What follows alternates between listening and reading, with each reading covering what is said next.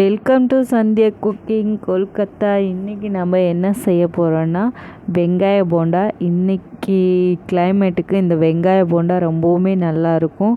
அதனால் நான் இன்றைக்கி வெங்காய போண்டா ஈவினிங் டைமில் செய்ய போகிறேன். வாங்க எப்படி செய்யலான்னு பார்க்கலாம். ரொம்பவுமே டேஸ்ட்டாக இருக்கும், ஈஸியாகவும் இருக்கும்.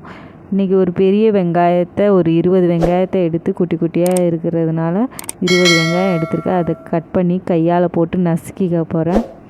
அடுத்தது அதில் பச்சை மிளகா, கருவேப்பிலை, கொத்தமல்லி இதை எல்லாத்தையும் குட்டி குட்டியாக கட் பண்ணியிருக்கேன். அதையும் போட்டு நல்லா நம்ம கையால் பிரட்டி விடலாம்.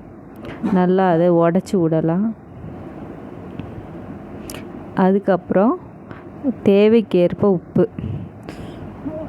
உப்பு நான் 1 ஸ்பூன் இந்த மாதிரிக்க நான் போட்டுக்க போகிறேன். அடுத்தது 1 ஸ்பூன் மிளகாத்தூள், அதையும் போட்டு நல்லா பிரட்டி விட்டுக்கலாம். பிரட்டி விட்டுட்டு நான் இன்றைக்கி ஃபுட் கலர் ரெட் கலர் கொஞ்சமாக ஒரு 1/4 ஸ்பூன் மாதிரிக்க சேர்த்துருக்கேன். தேவைப்பட்டால் சேர்த்துக்கோங்க, இல்லைன்னா சேர்க்க வேணாம்.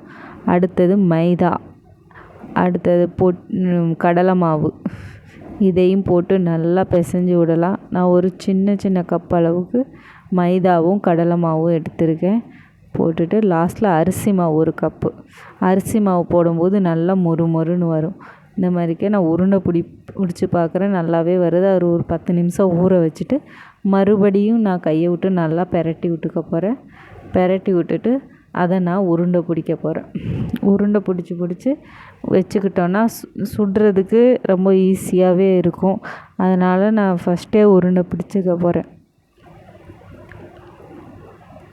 அதுக்கப்புறம் நம்ம அடுப்பை பற்ற வச்சு கடாய் வச்சிடலாம். தேவைக்கேற்ப எண்ணெய் ஊற்றிக்கலாம். எண்ணெயும் சூடாயிருச்சு. இப்போ நம்ம உருண்டை பிடிச்சி வச்ச போண்டாக்களையெல்லாம், வெங்காய போண்டாவையெல்லாம் எடுத்து உள்ளே போட்டு எல்லா சைடும் நல்லா பொரித்து எடுத்துக்கலாம். வாசனை நல்லா கமன்னு வருது. போண்டாவோட வாசனை ஃபுல்லாக நிறைய வெங்காயம் தான் நான் போட்டிருக்கேன். மாவு உங்களுக்கு தேவைன்னா இன்னும் கொஞ்சம் சேர்த்துக்கோங்க. நான் இன்றைக்கி வெங்காயத்தில் ஒரு அளவுக்கு தான் மாவை சேர்த்துருக்கேன். நல்லா வெங்காயமாக சாப்பிட நல்லாயிருக்கும். நம்ம போண்டா செம்மையாக ரெடி ஆயிடுச்சு. சுட டீ வச்சு சாப்பிடும்போது ரொம்பவுமே டேஸ்ட்டாக இருக்கும். கன்ஃபார்ம் ஈவினிங் டைமில் இந்த மாதிரி செஞ்சு சாப்பிட்டு பாருங்கள். இந்த கிளைமேட்டுக்கு ரொம்பவுமே நல்லாயிருக்கும். தேங்க்யூ. மறுபடியும் வேறு வீடியோவில்